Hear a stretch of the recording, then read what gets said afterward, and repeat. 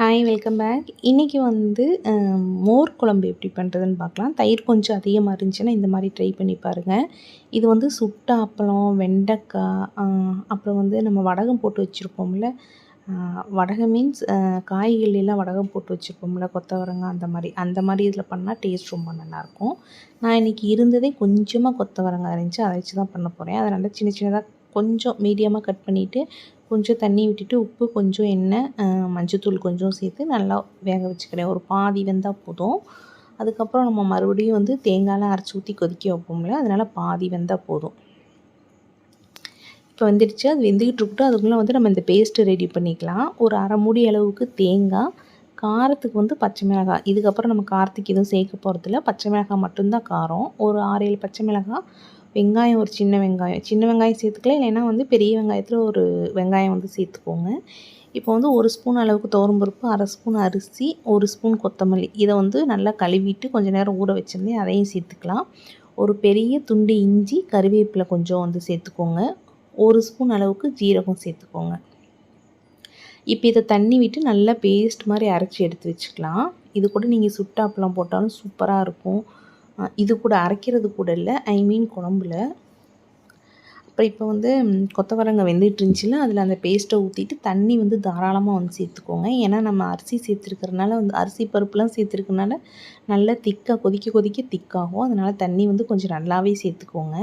உப்பு போட்டுக்கோங்க. உப்பு நம்ம சேர்க்கவே இல்லை, ஃபஸ்ட்டு கொஞ்சமாக சேர்த்தது காயில். இப்போ இது நல்லா கொதித்து வரட்டும். கொதிச்சதுக்கப்புறம் கெட்டியாயிடுச்சுன்னா மறுபடியும் கொஞ்சம் தண்ணி விட்டுக்கோங்க. இப்போ வந்து நம்ம தாளிப்பு வந்து ரெடி பண்ணிடலாம். இது கொதிச்சுக்கிட்டு இருக்கட்டும். இப்போ ஒரு கடாயில் வந்து எண்ணெய் விட்டுட்டு கடுகு கொஞ்சம் நிறைய போட்டுக்கோங்க. அப்போ தான் வந்து டேஸ்ட் நல்லாயிருக்கும். கடுகு, உளுந்தம்பருப்பு கொஞ்சம் நல்லா வெடித்து வரட்டும். இதில் வந்து ஒரு 5, 6 வரமிளகாய் வந்து கிள்ளி போட்டுக்குங்க. வரமிளகாய் வந்து எண்ணெயிலே வந்து நல்லா கருகணும். அந்தளவுக்கு வந்து கருக விட்டுருங்க. ரொம்ப தீப்பிடிக்கிற அளவுக்கு அந்த மாதிரி கருக தேவையில்லை. நல்லா கலர் மாதிரி கருகிற மாதிரி இருக்கணும். அப்போ தான் வந்து அந்த தேங்காய், நம்ம தயிர் எல்லாம் சேர்க்கறனால டேஸ்ட் வந்து சூப்பராக இருக்கும்.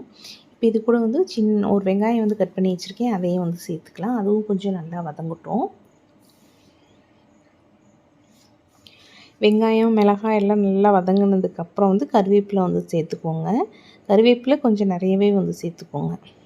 அதையும் சேர்த்து நல்லா மிக்ஸ் பண்ணி விட்டுட்டு லாஸ்ட்டாக வந்து கொஞ்சமாக வந்து பெருங்காயத்தூள் வந்து சேர்த்துக்கோங்க. ஒரு அரை ஸ்பூன் அளவுக்கு வந்து சேர்த்துக்கோங்க. பெருங்காயத்தூள் சேர்த்து ரொம்ப நேரம் அடுப்பில் இருக்க வேண்டாம். ஒரே ஒரு மிக்ஸ் பண்ணி அப்படியே எடுத்து நம்ம கொதிச்சிட்டு இருக்குதுல, அதில் அப்படியே ஊற்றிடலாம். அதை நல்லா ஒரு மிக்ஸ் பண்ணிவிட்டு அப்படியே வந்து ஊற்றிடுங்க. இது கூடயே நீங்கள் முன்னாடியே வந்து ஏதாவது வத்தல் இருக்கும்ல, அந்த மாதிரி வத்தல் இருந்துச்சுன்னா அதையும் நல்லா வந்து எண்ணெயில் வறுத்து கொட்டிக்கலாம். நான் இப்போ இதை ஊற்றிட்டு மறுபடியும் அதே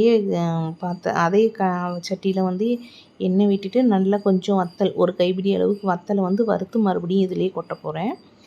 அது ஆப்ஷனல் தான், அது ஒரு மாதிரி டேஸ்ட் நல்லாயிருக்கும். இந்த வத்தல் தான் சுண்ட வத்தல்.